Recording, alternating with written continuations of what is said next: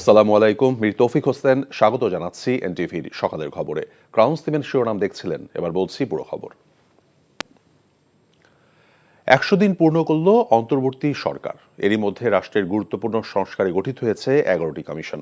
নির্বাচন কমিশন গঠনে করা হয়েছে সার্চ কমিটি। আর্থিক খাতের সংস্কারও নেওয়া হয়েছে নানান উদ্যোগ। তবে দ্রব্যমূল্যের ঊর্ধ্বগতি এবং আইনশৃঙ্খলা পরিস্থিতিতে খানিকটা বিপাকে এই সরকার। বিশ্লেষকরা বলছেন, রাজনৈতিক দলগুলোর সঙ্গে দূরত্ব ঘুচিয়ে ঐক্য ধরে রাখা আর সুষ্ঠু নির্বাচনের মাধ্যমে ক্ষমতা হস্তান্তরের চ্যালেঞ্জ থাকছে অন্তর্বর্তী সরকারের কাছে। সরকারের ১০০ দিনের প্রাপ্তি এবং আগামী প্রত্যাশা নিয়ে মুকসিমুল আহসানের রিপোর্ট। ছাত্র জনতার গণ অভ্যুত্থানের মধ্য দিয়ে ১৫.৫ বছরের স্বৈরশাসনের অবসান হয় ৫ আগস্ট। এরপর ৩ দিন দেশে ছিল না কোনো সরকার। এমন ক্রান্তিকালে আন্দোলনকারী শিক্ষার্থীদের অনুরোধে আর রাজনৈতিক দলগুলোর সমর্থন নিয়ে দেশে ফিরে প্রধান উপদেষ্টার দায়িত্ব নেন অধ্যাপক ডক্টর মোহাম্মদ ইউনূস। গঠিত হয় অন্তর্বর্তী সরকার। মোট ৩ ধাপে এখন পর্যন্ত শপথ নিয়েছেন ২৩ জন উপদেষ্টা। প্রাথমিকভাবে ৬টি কমিশন। দায়িত্ব গ্রহণের ১ মাস পর রাষ্ট্রের গুরুত্বপূর্ণ সংস্কারে গঠিত হয় ৬টি কমিশন। ৩ মাস মেয়াদে অক্টোবর থেকে কাজ শুরু করে কমিশনগুলো। অক্টোবরের শেষে আরও ৫ কমিশন গঠন করা হয়। নির্বাচন কমিশন গঠনে সার্চ কমিটিও করা হয়েছে এরই মধ্যে। প্রত্যাশা যা করেছিলাম তার অনেক কিছুই কিন্তু পেয়েছি, আবার অনেক কিছু পাইনি। অন্তত ৬টি কমিশন কাজ শুরু করেছে, এটি কিন্তু বিশাল বিষয়। যারা আমাদের গণহত্যার সাথে জড়িত ছিলেন তাদের কারো কারো ব্যাপারে আইসিটি যে আমাদের যেখানে আছে সেখানে আদালতে মামলা, একটা নির্বাচনী আবহ তৈরির জন্য কিছু কাজ, এইগুলো আমাদের জন্য ইতিবাচক। জাতিসংঘের গুম প্রতিরোধ সংক্রান্ত কনভেনশনে স্বাক্ষর, সব জেলা উপজেলায় প্রশাসক নিয়োগ, সশস্ত্র বাহিনীকে বিচারিক ক্ষমতা দেয়া, অবৈধ অস্ত্র উদ্ধারে যৌথ বাহিনীর অভিযান চলমান, পুরনো শিক্ষাক্রমে ফিরে যাওয়া, পলিথিন নিষিদ্ধ সহ বেশ কিছু সিদ্ধান্ত নিয়েছে অন্তর্বর্তী সরকার। দায়িত্ব নেওয়ার পর গণবিপ্লবীদের মামলা প্রত্যাহার, শহীদ ও আহত পরিবারদের সহায়তা এবং শহীদদের তালিকা প্রণয়ন সহ বেশ কিছু পদক্ষেপ নেওয়া হয়েছে। আর্থিক খাতে শৃঙ্খলা ফেরাতে শ্বেতপত্র প্রণয়ন কমিটি, পরিকল্পনা কমিশন গঠন সহ নেওয়া হয়েছে বিভিন্ন উদ্যোগ। ব্যাংকিং খাতের প্রতিও মানুষের আস্থা ফিরতে শুরু করেছে। তবে গার্মেন্টস শিল্পের শ্রমিক বিক্ষোভ এবং দ্রব্যমূল্যের ঊর্ধ্বগতি নিয়ন্ত্রণে বেগ পেতে হচ্ছে সরকারকে। প্রশ্ন উঠছে, কেন চাঁদাবাজি বন্ধ আর সিন্ডিকেট ভাঙতে পারছে না সরকার? আগে জানতাম সিন্ডিকেট হলো পার্ট অফ গভর্নমেন্ট, তারাই সিন্ডিকেট, তারাই গভর্নমেন্ট। এখন তো তা নয়। তাহলে দ্রব্যমূল্য কমছে না কেন, বরং আগের চেয়েও বেশি হচ্ছে কেন? এটা আপনাদের ব্যর্থতা। এই দ্রব্যমূল্য বৃদ্ধির পেছনে সরকারের তথা মন্ত্রণালয়ের দায় আছে, ব্যবসায়ীদের দায় আছে, রাজনৈতিক দলের ছত্র ছায়ায়, রাজনৈতিক দলের জ্ঞাতে বা অজ্ঞাতে কিছু মাফিয়া চক্র, কিছু সন্ত্রাসী চক্র, চাঁদাবাজি চক্র এটার সঙ্গে যুক্ত থাকে। পতিত সরকারের আমলের পুঞ্জীবিত ক্ষোভের বহিঃপ্রকাশে বিভিন্ন পক্ষের নানা দাবি আদায়ের আন্দোলন সামলাতে হচ্ছে সরকারকে। মাঝে মধ্যেই পড়তে হচ্ছে বিব্রতকর পরিস্থিতিতেও। নির্বাহী আদেশে ছাত্রলীগ নিষিদ্ধ করা হয়েছে। আওয়ামী লীগের রাজনীতিও নিষিদ্ধ হবে কিনা, রাষ্ট্রপতির পদত্যাগের দাবি সহ নানা ইস্যুতে বৈষম্য বিরোধী ছাত্র আন্দোলনের সাথে রাজনৈতিক দলগুলোর দূরত্ব দৃশ্যমান হচ্ছে। সংস্কারের মৌলিক যে গুরুত্বপূর্ণ বিষয়গুলো সেগুলো নিয়েও রাজনৈতিক দলগুলোর সাথে সরকারের সমঝোতাটা কতটুকু আসবে সেইটা। আরেকটা হলো যে পতিত স্বৈরাচার সরকার, তাদের নানামুখী তৎপরতা, ষড়যন্ত্র, এগুলো তো আছেই। ফলে সরকারের চ্যালেঞ্জ অনেক। ওনারা অনেক অপ্রয়োজনীয় বিতর্ক ক্রিয়েট করছেন, এটা দরকার নাই। এর মাধ্যমে কি হবে? জাতি বিভক্ত হবে। বিভক্ত জাতিকে নিয়ে অগ্রসর হওয়া যায় না, বিভক্ত জাতিকে শাসনও করা যায় না। এটা কি চ্যালেঞ্জ? ওনাদের জন্য বড় চ্যালেঞ্জ সামনে হয়ে যাবে এটা। একই সঙ্গে বিশ্লেষকরা মনে করেন, অন্তর্বর্তী সরকারের মূল্যায়নের জন্য ১০০ দিন খুব বেশি সময় নয়। তবে গণ অভ্যুত্থানের মধ্য দিয়ে দায়িত্ব নেওয়া সরকারের প্রতি মানুষের আকাশচুম্বী প্রত্যাশা। এমন প্রেক্ষিতে প্রয়োজনীয় সংস্কার, গ্রহণযোগ্য নির্বাচনের উদ্যোগ এবং ঐক্যবদ্ধ বাংলাদেশ গড়ে তোলার চ্যালেঞ্জ থাকছে সরকারের সামনে। Muksimul Ahsan, NTV news, Dhaka. ঢাকার রায়েরবাজার কবরস্থানে গণঅভ্যুত্থানে শহীদ ১২৭ জনের গণকবর শনাক্ত হয়েছে বলে দাবি বৈষম্য বিরোধী ছাত্র আন্দোলনের। শুক্রবার দুপুরে রায়েরবাজার কবরস্থানে জুলাই বিপ্লবের গণকবর জিয়ারত এবং পরিদর্শন শেষে নেতারা অভিযোগ করেন, গণকবর শনাক্তে সরকারের পক্ষ থেকে পরিষ্কার কোনো পদক্ষেপ নেওয়া হয়নি। পুলিশকে সামনে এনে র্যাব সহ অন্যান্য বাহিনী যে গণহত্যা চালিয়েছিল সেটিকে মুছে ফেলার অপচেষ্টা চালানো হচ্ছে বলেও অভিযোগ করেন তারা। মেজবাহ হাসানের রিপোর্ট।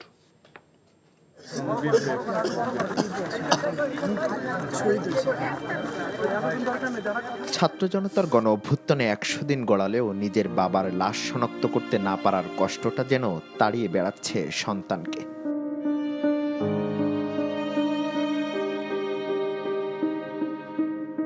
শেষবারের মতো বাবাকে বুকে জড়িয়ে না ধরার আক্ষেপটা এখনো ভুলতে পারেননি রফিকুলের সন্তান। তাই তো এই নাম না জানা ব্যক্তির কবরের সামনে দাঁড়িয়ে মা সন্তানের প্রার্থনা। পুলিশ ও নিষিদ্ধ সংগঠন ছাত্রলীগ যে বর্বরতা সেদিন চালিয়েছিল স্বামী রফিকুল ইসলামের ওপর, তা মনে করতেই এখনো আঁতকে ওঠেন স্ত্রী। রফিকুল ইসলাম সন্তান জানান নির্মমতার সেই দিনগুলোর কথা। আমি তখন আন্দোলনে বের হলাম, আমার বাবা বলছে যে বাবা যেখানে যাও সাবধানে দেখো, যদি কোনো ঝামেলা হয় আমাকে বলো। আমার এখনো মনে আছে ওই দিন সন্ধ্যার দিকে আমার বাবা আমাকে ফোন দিচ্ছিল যে বাবা কোথায় আছো। আমি বলছি যে আব্বু আমি শাহবাগে এখানে আছি, আমি একটু ঘটনাগুলোর ভিতরে আমি ফ্রি হয়ে আমি তোমাকে কল দিচ্ছি। আমার বাবা বলছিল যে আচ্ছা বাবা তুমি সাবধানে ফিরে আসো। তার সাথে আমার এটাই ছিল আমার লাস্ট কথা। জুলাই আগস্টে স্বৈরাচার শেখ হাসিনা সরকারের গণহত্যাকে ধামাচাপা দিতে রায়ের বাজারে গণকবর দিয়েছিল পুলিশ ও র্যাব। সেখানে পরিদর্শনে গিয়ে বৈষম্য বিরোধী ছাত্র আন্দোলনের নেতারা দাবি করেন পরিচয় শনাক্ত করে দ্রুত তালিকা তৈরি করার।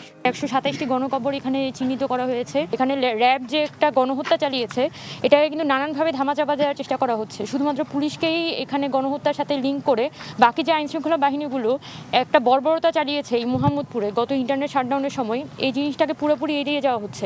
রাজনৈতিক দলগুলো আওয়ামী লীগের পুনর্বাসনের চেষ্টা করছে বলে অভিযোগ করেন তারা। শেখ মুজিব যাকে একটি আইকনে পরিণত করে এক দেশ এক দল এক নীতি বা ফ্যাসিবাদ কায়েম করা হয়েছিল, মুজিববাদ, এই ব্যাপারেও আমরা নমনীয় নীতি লক্ষ্য করেছি বিভিন্ন রাজনৈতিক দলে, এবং এর ফলে আমাদের মধ্যে আশঙ্কা জেগেছে যে গণমানুষের আকাঙ্ক্ষার সাথে আসলে কোনোভাবে এখানে আপোষ রফা করার কোনো চেষ্টা হচ্ছে কিনা। Hasan, NTV news, Dhaka. ফ্যাসিবাদের পতন পরবর্তী সময়ে সাম্যের বাংলাদেশ প্রতিষ্ঠায় সবাইকে ঐক্যবদ্ধ থাকার আহ্বান জানিয়েছেন বিএনপির স্থায়ী কমিটির সদস্য সালাউদ্দিন আহমেদ। জুলাই গণঅভ্যুত্থান ছিল গণতান্ত্রিক বিপ্লব, তাই গণতান্ত্রিক কাঠামো বাস্তবায়নে স্বচ্ছ এবং জবাবদিহিতামূলক নির্বাচনের কোনো বিকল্প নেই বলে উল্লেখ করেন তিনি। আরও জানাচ্ছেন আরাফাত ইসলাম।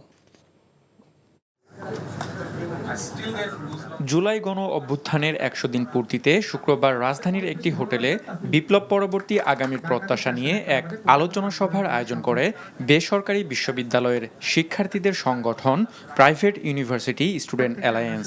আমরা যে বুর্জোয়া ডেমোক্রেটিক স্টেট তৈরি করতে চেয়েছি, উনি ওটাকে নষ্ট করেছেন।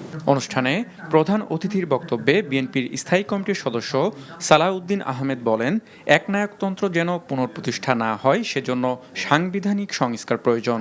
এছাড়া বিএনপি ক্ষমতায় গেলে বেসরকারি বিশ্ববিদ্যালয় সংস্কারে কমিশন গঠন করার কথাও বলেন তিনি। ফ্যাসিবাদের পতন হয়েছে, ফ্যাসিস্ট পালিয়ে গিয়েছে, সুতরাং আমরা এখন ঐক্যবদ্ধ থাকার একটা ইস্যু কি? আমরা এখন ঐক্যবদ্ধ থাকার একমাত্র ইস্যু হবে যাতে আমরা বৈষম্যহীন গণতান্ত্রিক ও সাম্প্রদায়িক একটি সাম্যের ভিত্তিতে একটি সুবিচারের বাংলাদেশ আমরা পাই এবং আইনের শাসনের বাংলাদেশ পাই। সেই ইস্যুতে আমরা যেন সবাই ঐক্যবদ্ধ থাকি। বিএনপি যদি জনগণের ম্যান্ডেট নিয়ে সামনে রাষ্ট্র ক্ষমতার রাষ্ট্র পরিচালনার দায়িত্ব পায়, তাহলে আমরা 15% যেটা টিউশন ফিজের উপরে 15% ব্যাট আরোপ করা হয়েছে, সেটা বিলুপ করার ব্যবস্থা নেওয়া হবে। জুলাই অভ্যুত্থানে বেসরকারি বিশ্ববিদ্যালয়ের শিক্ষার্থীদের অবদান অবিস্মরণীয় উল্লেখ করে বিভিন্ন রাজনৈতিক দলের নেতারা ফ্যাসিবাদ পতনের আন্দোলনের মতো আগামী দিনেও সবাইকে এক হয়ে কাজ করার তাগিদ দেন। অঘোষিত জাতীয় ঐক্য, যে ঐক্যের মধ্য দিয়েই এই ফ্যাসিবাদের পতন হয়েছে, আমরা নতুন বাংলাদেশ পেয়েছি এবং নতুন বাংলাদেশ পেয়ে আমরা বাংলাদেশকে নতুন করে গড়ে তুলতে চাই। শেখ হাসিনা ফ্যাসিস্টকে পালিয়ে যেতে বাধ্য করেছি, কিন্তু অভ্যুত্থান কিন্তু শেষ হয়নি। অভ্যুত্থানের দ্বিতীয় পর্ব চলছে, যে ফ্যাসিস্ট ব্যবস্থার বিলোপ করে একটা গণতান্ত্রিক রাজনৈতিক ব্যবস্থা, রাষ্ট্র কিভাবে আমরা প্রতিষ্ঠা করতে পারব। জুলাই আগস্ট গণ অভ্যুত্থানে নিহতদের পরিবার ও আহতদের পাশে থাকার আহ্বানও জানান তারা। এই ঐক্য আমাদের ধরে রাখতে হবে। এ সময় বেসরকারি বিশ্ববিদ্যালয় সংস্কারে প্রাইভেট ইউনিভার্সিটি স্টুডেন্ট অ্যালায়েন্সের পক্ষ থেকে 25 দফা দাবি উত্থাপন করেন শিক্ষার্থীরা। আরাফাত ইসলাম, এনটিভি নিউজ, ঢাকা। আওয়ামী লীগের প্রতি ইঙ্গিত করে বিএনপির স্থায়ী কমিটির সদস্য আমির খসরু মাহমুদ চৌধুরী বলেছেন, একটি দলকে ক্ষমতায় রাখার মাধ্যমে ভারত তাদের নিরাপত্তা নিশ্চিত করতে চায়। এমন বিশ্বাস থেকে ভারতকে বেরিয়ে আসার আহ্বান জানান বিএনপির এই নেতা। শুক্রবার বিকালে ঢাকা বিশ্ববিদ্যালয়ে অভিন্ন নদীর পানি বিষয়ে আয়োজিত আলোচনা সভায় সাবেক তত্ত্বাবধায়ক সরকার উপদেষ্টা ডক্টর হোসেন জিল্লুর রহমান বলেন, প্রতিবেশী দেশ হিসেবে ভারতকে অতিরিক্ত গুরুত্ব দেওয়ার মানে নেই। প্রধান অতিথির বক্তব্যে আমির খসরু বলেছেন, ভারতের মতো প্রতিবেশী দেশের সঙ্গে সম্পর্ক হবে সম্মানের, যে কোনো বিষয়ে হস্তক্ষেপ না করলে দু দেশের সম্পর্ক ঠিক থাকবে বলেও জানান বিএনপির নেতা আমির খসরু মাহমুদ চৌধুরী। খুবই গ্রহণযোগ্য।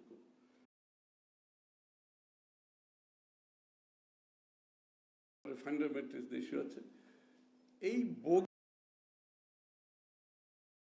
Bharat Bangladesh also if you like new America under Trump the foundational thing will be three. One is one of mutual respect, one is mutual interest, one is one of non-interference. This is the foundation. But on this you can build the whole thing. But as long as you get your foundation right, your basis right, your framework right, that's very important. 15 বছরের festival মাত্র কয়েক সপ্তাহে উপড়ে ফেলা সহজ নয় বলে মন্তব্য করেছেন আইন উপদেষ্টা আসিফ নজরুল। শুক্রবার রাজধানীর একটি হোটেলে 2 দিনব্যাপী অষ্টম কংগ্রেসের উদ্বোধনী অনুষ্ঠানে কথা বলেন তিনি। গুম হওয়া ব্যক্তিদের খুঁজে পেতে পরিবারকে সার্বিক সহযোগিতার আশ্বাস দিয়েছেন গৃহায়ন এবং গণপূর্ত উপদেষ্টা আদিলুর রহমান এবং অ্যাটর্নি জেনারেল মোহাম্মদ আসাদুজ্জামান। নিয়ামুল আজিজ সাদেকের রিপোর্ট। দেশের প্রতিটি স্তরে ফ্যাসিবাদের শিকড় বিস্তার লাভ করেছে। এ কারণে অনেক সমস্যার সমাধান একসঙ্গে করা কঠিন হচ্ছে বলে স্বীকার করেছেন আইন উপদেষ্টা Asif Nazrul. Strength of the vested group under the leadership of the fascist prime minister, former prime minister Sheikh Hasina. Fascist Sheikh হাসিনার নেতৃত্বে তারা শক্তি বিস্তার করেছিল। তিনি গত 15 বছরের সব অপরাধের নেত্রী ছিলেন। যত গুম, খুন, দুর্নীতি ও বিচার বহির্ভূত হত্যা হয়েছিল, এসবের শিকড় অনেক গভীরে। এসব দূর করা এত সহজ নয়। Their strength is deep rooted. গুম হওয়া পরিবারের লোকজন জানালেন তাদের দুর্বিষহ দিনগুলোর কথা। সন্তান আছে বা নাই, আমাদের অপেক্ষার প্রহরটুকু একটু শেষ হইতে দেন। আমরা তো দিলে দিলে মারা যাচ্ছি, প্রতিটা মুহূর্তে, প্রতিটা মিনিটে, প্রতিটা সেকেন্ডে আমরা মারা যাচ্ছি। আমরা কতবার মরবো আপনারা বলেন। গৃহায়ন ও গণপূর্ত উপদেষ্টা ও অ্যাটর্নি জেনারেল বলেন, গুমের সাথে জড়িতদের বিচার ও গুম হওয়াদের খুঁজে বের করতে সক্রিয়ভাবে কাজ করছেন তারা। Government is with you. সরকার আপনাদের সঙ্গে আছে।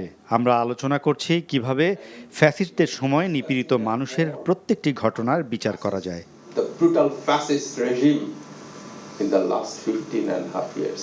This kind of crime against humanity.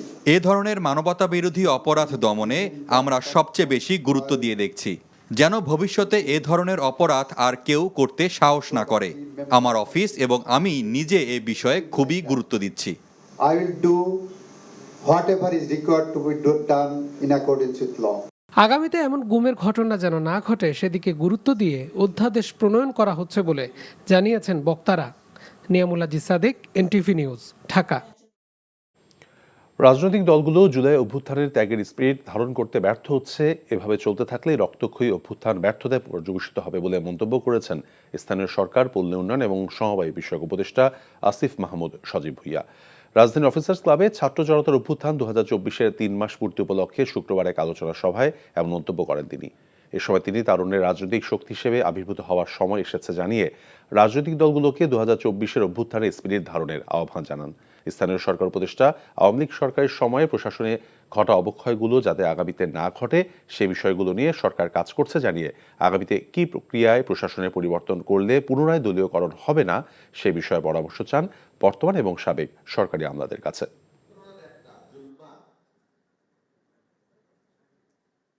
যেগুলো এই গণঅভ্যুত্থানের স্পিরিট ছিল সেগুলোর বাস্তবায়নের বিভিন্ন সিদ্ধান্তে আমরা দেখছি যে রাজনৈতিক শক্তিগুলোর কিছু কিছু অংশ বিরোধিতা করছে। অর্থাৎ তারা তারুণ্যের এই যে স্পিরিট, যে স্পিরিটের জন্য তারা জীবন দিয়েছেন সেটিকে ধারণ করতে ব্যর্থ হচ্ছে। এভাবে চলতে থাকলে আমি শঙ্কা করছি এই রক্তক্ষয়ী অভ্যুত্থান ব্যর্থতায় পর্যবসিত হবে। আগামী 7 ডিসেম্বর সোহরাওয়ার্দী উদ্যানে সমাবেশ করার ঘোষণা দিয়েছে তাবলিগ জামায়াতের মাওলানা সাদ অনুসারীরা। এর আগে এক দফা দাবি নিয়ে কাকরাইল মসজিদে প্রবেশ করে মাওলানা সাদের অনুসারীরা শুক্রবার সকাল 8:45 মসজিদ বুঝে পাওয়ার পর তারা কাকরাইল মসজিদে প্রবেশ করেন। মাওলানা সাদকে বাংলাদেশে আসার অনুমতি এবং প্রথম দফায় বিশ্ব ইজতেমা করার এক দফা দাবি নিয়ে ভোর থেকে হাজার হাজার অনুসারী কাকরাইল মসজিদের উদ্দেশ্যে আসে। পূর্ব নির্ধারিত সময় অনুযায়ী সকাল 8টার আগেই কাকরাইল মসজিদ ছেড়ে যান তাবলিগের মাওলানা জুবায়েরপন্থী অধিকাংশ অনুসারীরা। এই ঘটনায় সকাল থেকেই কাকরাইল এবং আশেপাশের এলাকায় নিরাপত্তা জোরদার করা হয়।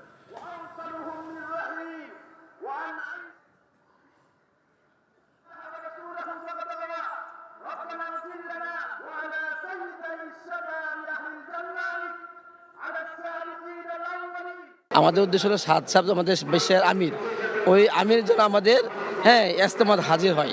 উনি যদি বাংলাদেশে আসে আজকে সমস্ত মুসলমান বুঝবে যে আসলে ঘটনা কি। আমরা চাই সারা বিশ্বের যে আমাদের আমির হযরত মাওলানা সাদ সাহেব দামাত বরকাতুহু উনি আমাদের বিশ্ব ইজতেমাতে আসবে। আমাদের হযরত মাওলানা সাদ সাহেব উনি যেন আমাদের ইজতেমাতে আসতে পারেন। দ্বিতীয় হচ্ছে কাকরাইল মসজিদ, এটা আমাদের নামে সরকারের পক্ষ থেকে বরাদ্দ দেওয়া, এটা যেন আমাদেরকে বুঝে দেওয়া হয়। টুঙ্গির ময়দানও আমরা বুঝে পেতে চাই এবং আমরা চাচ্ছি যে ইজতেমায় 2 পর্ব হবে, ওনারা তো এটা করুক, আমরা প্রথম পর্ব করব। ছেলে নয়, বগুড়ায় গৃহবধূ উম্মে সালমাকে হত্যা করেছে ভাড়াটিয়া। এই ঘটনায় ভাড়াটিয়া এক নারী সহ 3 জনকে গ্রেফতার করেছে পুলিশ। বৃহস্পতিবার রাতভর অভিযান চালিয়ে তাদের গ্রেফতার করে পুলিশ। গ্রেফতারকৃতরা হলেন নিহত উম্মে সালমার বাসার ভাড়াটিয়া মাবিয়া আক্তার, তার 2 সহযোগী মুসলিম উদ্দিন এবং সুমন রবিন দাস। পুলিশ জানায় হত্যাকাণ্ডের সময় ওই বাসা থেকে হারিয়ে যাওয়া ওয়াইফাই রাউটার এবং মোবাইলের সূত্র ধরে তারা প্রথমে ভাড়াটিয়া মাবিয়া আক্তারকে আটক করে। পুলিশ জানায় 4 মাস আগে এই বাসা ভাড়া নিয়ে মাদক এবং অনৈতিক কাজ করতেন তারা।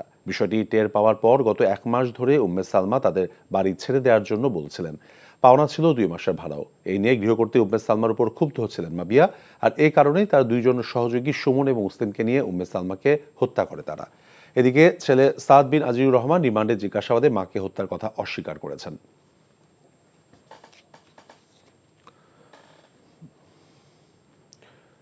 সুনামগঞ্জের পাগলা জগন্নাথপুর সড়কের ইছাগাঁও এলাকায় একটি বেইলি সেতুর পাঠাতন ভেঙে ঢাকার সঙ্গে যান চলাচল বন্ধ হয়ে গেছে। শুক্রবার বিকেলে সেতুর উপর দিয়ে একটি সিমেন্ট বোঝাই ট্রাক পারাপারের সময় সেতুর স্টিলের পাঠাতন খুলে নলজুর নদে পড়ে যায়। এরপর থেকে যান চলাচল বন্ধ হয়ে পড়ে। সেতুটি ক্ষতিগ্রস্ত হওয়ায় ওই সড়ক দিয়ে সুনামগঞ্জ থেকে ঢাকা সহ দেশের অন্যান্য অঞ্চলের সঙ্গে সুনামগঞ্জের সরাসরি যান চলাচল বন্ধ হয়ে গেছে। সুনামগঞ্জ সড়ক এবং জনপদ অধিদপ্তরের নির্বাহী প্রকৌশলী মোহাম্মদ তাহেরুল্লাহ জানান, খবর পেয়ে সড়ক এবং সেতু বিভাগের লোকজনকে ঘটনাস্থলে পাঠানো হয়েছে। ইতিমধ্যে সেতুটি সংস্কার কাজ শুরু হয়েছে।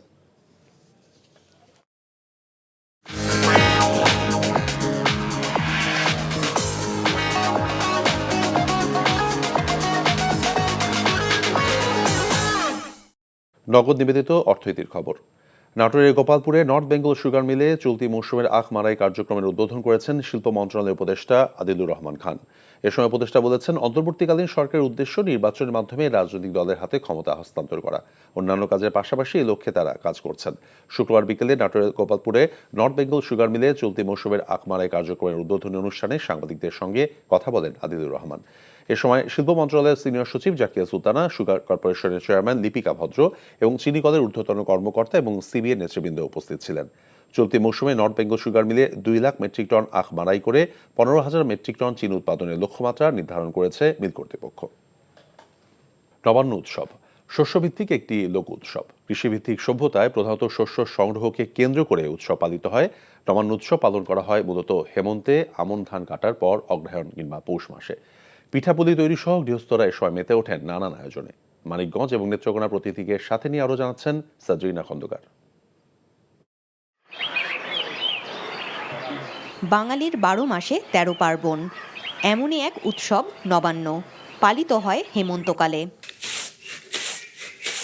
নবান্নকে কেন্দ্র করে গ্রাম বাংলায় থাকে আয়োজন। নতুন ধানের চাল দিয়ে তৈরি করা নানা ধরনের পিঠা, পায়েস, ক্ষীর সহ হরেক রকম সুস্বাদু খাবার। মেয়ে জামাই সহ আত্মীয়দের নিমন্ত্রণ করে নতুন চালের পিঠা ও পায়েসের আয়োজন করা হয় গ্রাম বাংলায়।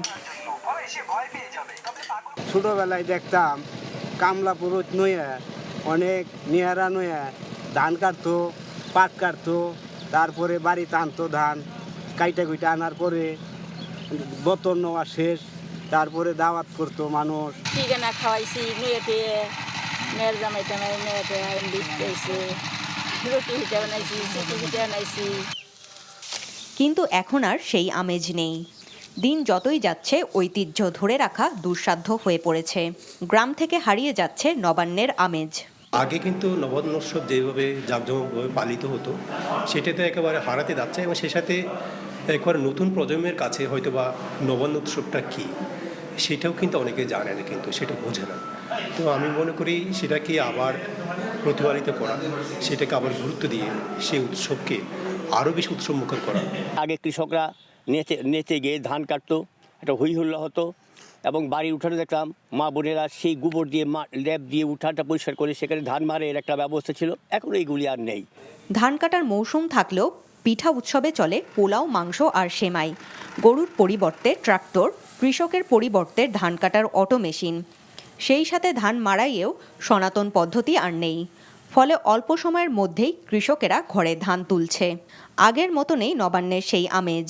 আমন আবাদ হইতো, ওই সময় আমরা খেয়ার বাড়িতে শুকিয়ে পাড়ার সব মানুষ নিয়ে নিয়ারা দিয়ে, মানে বেগার স্মৃতি পিঠে আর হলো দেশাল কুরকে দিয়ে বেগার দিয়ে আমরা হক বাইতে হকজনে পালা দিতাম। গরু আওয়াজ ধান, আমন ধানগুলো মলছিছে, ওটার একটা মজা ছিল। এখন ওই মজাটা কিন্তু নাই। না আগের মতন পিঠা মিঠা কেটের জুটে কেটের জুটে না, যে কামাইতে পারে হে খাইতে পারে। নবান্ন পালনে নেই কোনো প্রচলিত রীতিনীতি। পরবর্তী বছরে সুফসল লাভের আশায় কৃতজ্ঞতা ও ধন্যবাদ জ্ঞাপনের জন্য এ উৎসব পালিত হয় বলে মনে করেন অনেকে। সাদরিনা খন্দকার, NTV নিউজ, ঢাকা। চারুকলার বকুলতলায় চলছে নবান্ন উৎসব। সেখান থেকে সরাসরি আমাদের সঙ্গে যোগ দিচ্ছেন স্টাফ করেসপন্ডেন্ট আরাফাত ইসলাম। আরাফাত, কি কি অনুষ্ঠান থাকছে আজকের উৎসবে?